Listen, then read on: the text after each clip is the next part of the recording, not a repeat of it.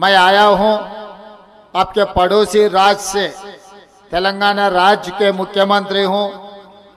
जब निजाम की सरकार, उसके बाद आज़ादी मिलने के बाद भी हम लोग मिलजुल के रहे थे, एक ही सरकार में, एक ही जगह में, एक ही तालीम में हम लोग कर रहे थे। मगर जब विभाजन हुआ, आप लोगों को महाराष्ट्र में, कुछ अपने भाई बहनों को कर्नाटक में, बाकी का जो हिस्सा बचा वो तेलंगाना राज्य ने बनाया। इसीलिए मैं ये बात सीधा मैं कहना चाहता हूं, मैं आपके ही परिवार का हूं, मैं आपका ही भाई हूं। यहाँ पर जितने भी हमारे भाई लोग, हमारे बहन लोग हैं, मैं आपका ही परिवार से आया हूं, बगल के राज्य से। इसीलिए मैं आया हूं। ये चुनाव नहीं है, ये चुनाव एक जंग है। इसमें इस जंग में अब गद्दारों को हराने का बहुत जरूरी है। चुनाव आते रहते जाते रहता है, मगर ये चुनाव ऐसे वैसे चुनाव नहीं है। हम लोग किताबों में पढ़ते थे महाराष्ट्र धरती के बारे में, ये वीरों का धरती है। ये वीरों का धरती में हम पढ़ा था किताबों में, छत्रपति शिवाजी महाराज के बारे में हम पढ़े थे। हम पढ़े थे डॉक्टर बाबा साहेब अम्बेडकर जी ने जो संविधान इस देश को दिया हुआ है, डॉक्टर बाबा साहेब अम्बेडकर के बारे में हम किताबों में पढ़े थे। उसके बाद हम सुने थे बाला साहेब ठाकरे के बारे में, शरद पवार जी के बारे में हम लोग सुने थे।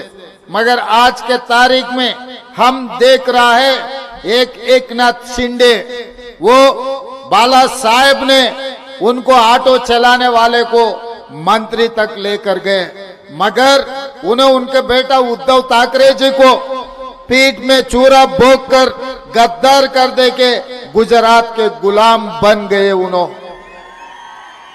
और अजित पवार, उनके चाचा शरद पवार ने खुद के बेटी को मंत्री नहीं बनाए, मगर भाई का लड़का, खुद का लड़का समझकर अजित पवार को वो मंत्री, उप मुख्यमंत्री बनाया।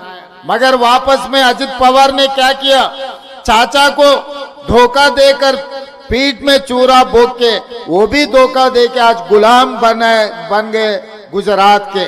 और तीसरा, इनके बारे में मेरे से ज्यादा जानकारी आप लोगों को है, क्योंकि इनको 2 बार मुख्यमंत्री बनाए, संसद बनाए, विधायक बनाए। उनके फादर को भी महाराष्ट्र के मुख्यमंत्री बनाए। कांग्रेस पार्टी ने गली से लेकर दिल्ली तक जो नौकरी, जो कुर्सी देना है, अशोक चव्हाण साहब को सब कुछ दिया हुआ है कांग्रेस पार्टी और गांधी परिवार ने। उन्हें वापस क्या किया, अपने को, गांधी परिवार को, कांग्रेस पार्टी कार्यकर्ताओं को, खासकर ये नांदेड़ पार्लियामेंट क्षेत्र में जितने उनको मदद दिया हुआ है, सबको धोखा देके, सबके पीठ में चूरा भोंक के आज जाके मोदी के सामने गुलामगिरी कर रहा है।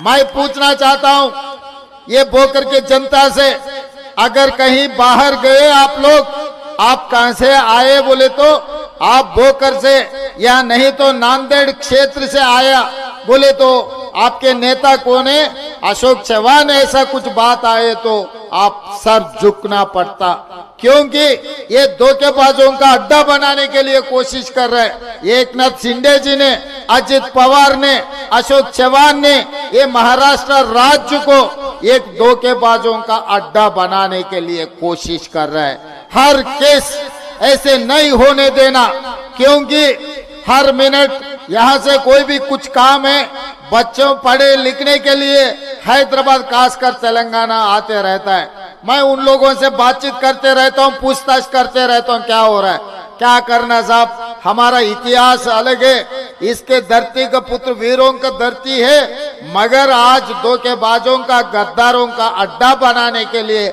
ये लोग कोशिश कर रहे हैं। ये दुखी की बात है। इसीलिए इस क्षेत्र से ये गद्दारों को सबक सिखाना है।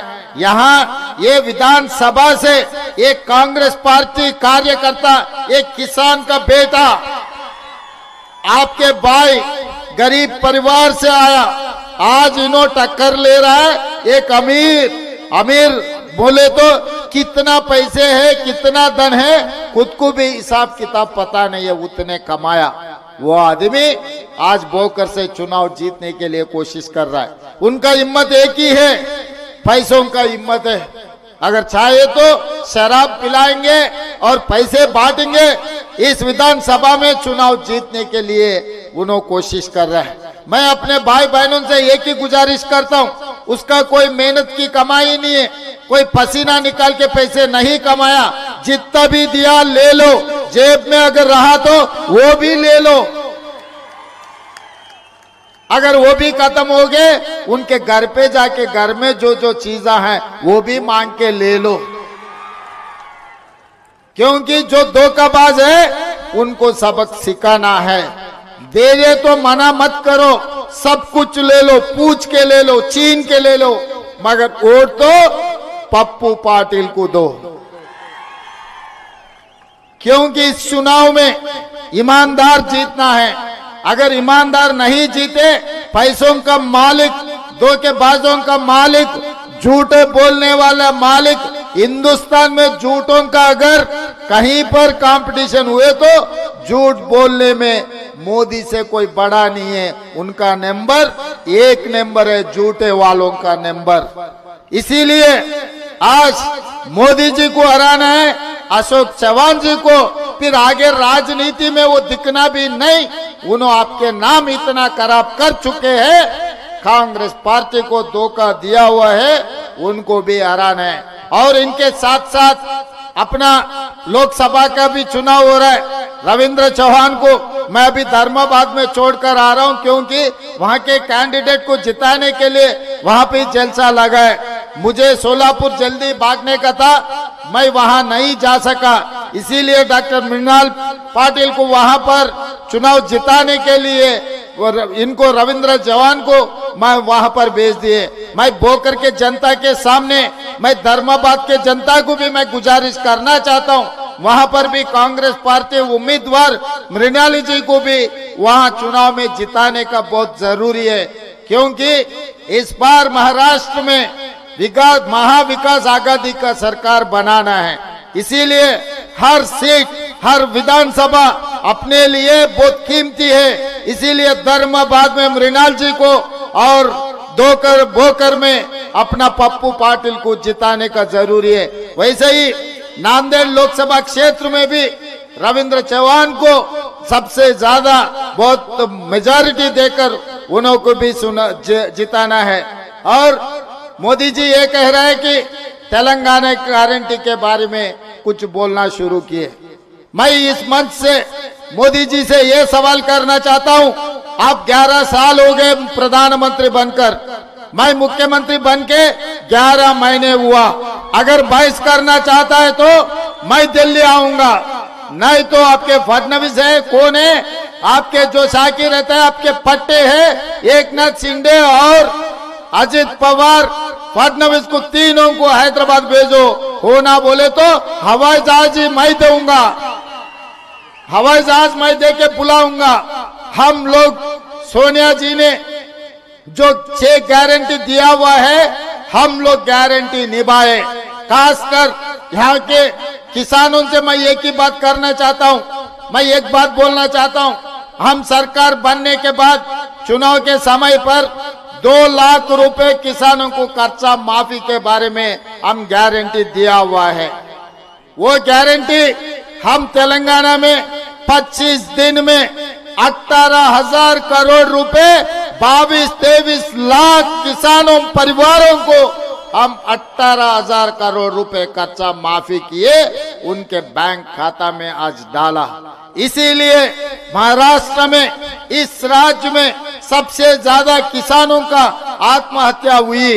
हिंदुस्तान में सबसे ज्यादा 20,000 लोग किसानों ने यहाँ पर खुदकुशी किए। इसीलिए कांग्रेस पार्टी ने ये गारंटी दिया हुआ है किसानों को, 3 लाख कर्जा माफी करने का किसानों को वादा किए।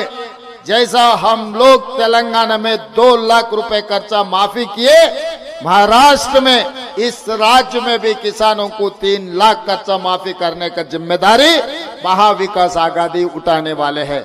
और इसके अलावा नौकरी के बारे में मोदी जी ने 2014 में ये बात कहा, हर साल 2 करोड़ नौकरी देने के लिए। 11 साल हो गए मोदी जी प्रधानमंत्री बनकर, 11 साल में 22 करोड़ नौकरी देने का था।